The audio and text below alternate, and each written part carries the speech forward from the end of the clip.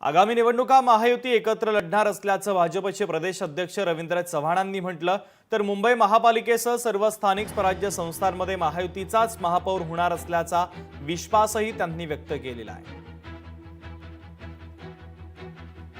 भारतीय जनता पार्टीने पूर्ण महाराष्ट्रामध्ये संघटनात्मक जी तयारी करायला हवी ती करायला सुरुवात केली। मुंबई महानगरपालिकेच्या निवडणुका असतील किंवा महाराष्ट्रातील असणाऱ्या सर्व निवडणुका या महायुतीमध्ये लढण्याच्या संदर्भामध्ये वरिष्ठ नेते या सगळ्यांचं एकत्रित असं मत आहे। त्यामुळे आम्ही सर्वजण निवडणुका या महायुतीमध्येच लढणार आहोत, यात काही शंका नाही।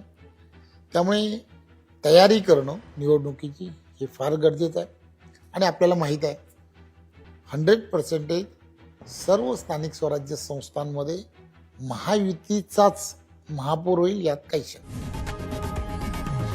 लोकशाही मराठी ऐका, पहा, जागरूक रहा।